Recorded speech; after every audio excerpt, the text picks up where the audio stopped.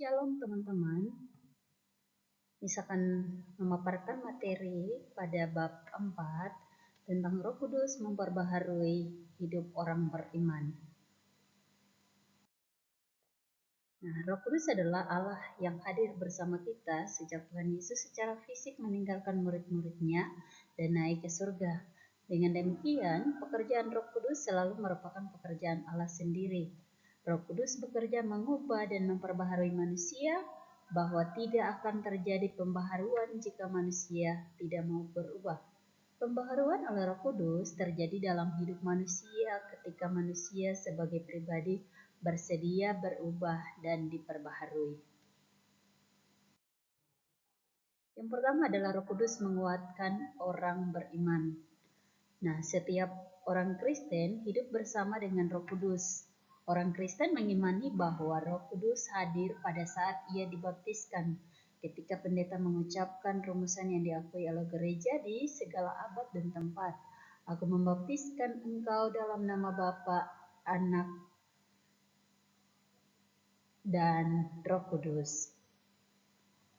Amin. Meskipun demikian, setiap orang Kristen juga perlu memelihara hubungannya dengan Roh Kudus, menjaga hidupnya agar tetap dalam ketaatan kepada Allah, sehingga ia tidak akan mendukakan Roh Kudus seperti yang dinasihatkan dalam Efesus pasal 4 ayat 30.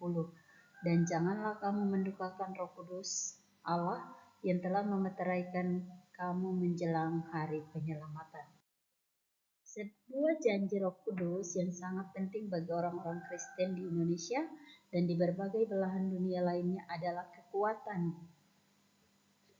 Peranan Roh Kudus memberikan kekuatan. Nah, sejak awal gereja terbentuk, sejak murid-murid Tuhan Yesus mendapatkan pencurahan Roh Kudus, mereka memperoleh kekuatan yang luar biasa. Kekuatan itu yang memungkinkan mereka berdiri tegak tanpa takut di Yerusalem dan berbicara kepada orang banyak tentang siapa Yesus yang mereka salibkan di dalam Kisah pasal 2. Kekuatan yang diberikan oleh Roh Kudus terbukti dalam kehidupan berbagai tokoh dalam Alkitab maupun sejarah gereja. Dalam bagian ini diangkat pengalaman Rasul Paulus sendiri yang seringkali menghadapi masalah-masalah yang besar, serangan kepadanya yang datang dari berbagai kalangan, namun Paulus tidak pernah berputus asa. Itu terjadi karena Paulus memperoleh kekuatan dari Roh Kudus sendiri. Seperti yang diungkapkan, kami senantiasa membawa kematian Yesus di dalam tubuh kami, supaya kehidupan Yesus juga menjadi nyata di dalam tubuh kami. Dalam Korintus 2 Korintus pasal 4 ayat yang ke-10. Nah, Tuhan Yesus sendiri menjanjikan bahwa Allah akan mengutus Roh Kudus kepada para murid, yaitu penghibur yang mengajarkan dan mengingatkan mereka akan semua yang telah diajarkan. Dalam Yohanes 14 ayat 26 dikatakan, tetapi penghibur yaitu Roh Kudus yang akan diutus oleh Bapa dalam namaku, Dialah yang akan mengajarkan segala sesuatu kepadamu dan akan mengingatkan kamu akan semua yang telah kukatakan kepadamu. Penghiburan yang diberikan oleh Roh Kudus juga adalah kekuatan yang akan mengembalikan orang yang dihiburnya kepada kekuatannya yang sebelumnya atau bahkan lebih hebat lagi. Berikutnya adalah tugas dari Roh Kudus menguatkan orang percaya. Peranan lain yang menonjol dari Roh Kudus adalah apa yang kita temukan di kalangan gereja-gereja Pentakosta dan karismatik, yaitu gereja-gereja yang menekankan peranan Roh Kudus di dalam kehidupan umat dan jemaatnya bersama-sama. Namun pada saat yang sama kita perlu berhati-hati di sini, sesuai dengan sifatnya yaitu roh yang tidak terbentuk dan yang dapat berembus kemana saja tanpa bisa ditebak. Gerakan Roh Kudus sulit diduga. Dalam Yohanes 3 ayat 8, Yesus berkata, angin bertiup kemana ia mau, dan engkau mendengar bunyinya, tetapi engkau tidak tahu dari mana ia datang atau kemana ia pergi. Demikianlah halnya dengan tiap-tiap orang yang lahir dari Roh. Dengan sifatnya yang seperti itu, seringkali kita sulit membedakan mana yang sebetulnya merupakan pekerjaan roh dan mana yang bukan. Namun demikian, surat Yohanes 1 Yohanes memberikan kepada kita sebuah pedoman untuk menguji roh-roh yang kita jumpai. Dalam surat itu dikatakan, saudara-saudaraku yang kekasih, janganlah percaya akan setiap orang, tetapi ujilah roh-roh itu, apakah mereka berasal dari Allah. Sebab banyak nabi-nabi palsu yang telah muncul dan pergi ke seluruh dunia.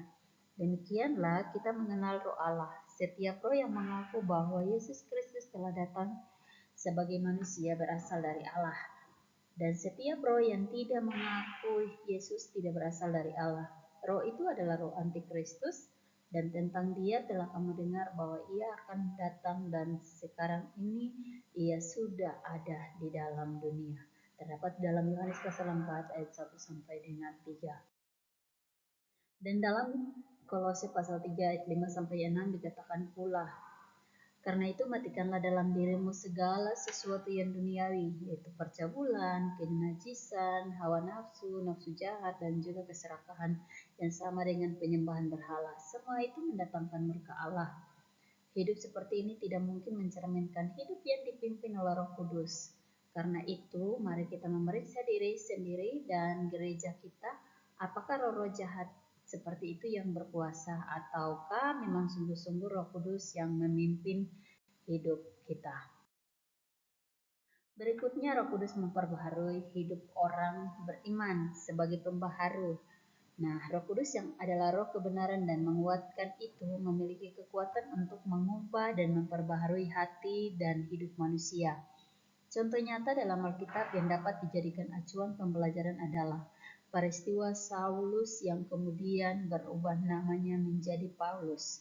Nah, di mana dalam perjalanan ke Damsyik, ia diubah dan diperbaharui secara total dari manusia yang kejam, yang punya niat jahat untuk menyiksa pengikut Kristus, yang anti terhadap Kristus menjadi pengikut Kristus. Pembaharuan yang terjadi dalam diri Paulus berlangsung total.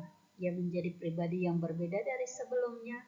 Ketika pembaharuan itu terjadi, manusia dituntun ke arah jalan yang benar seturut kehendak Yesus Kristus.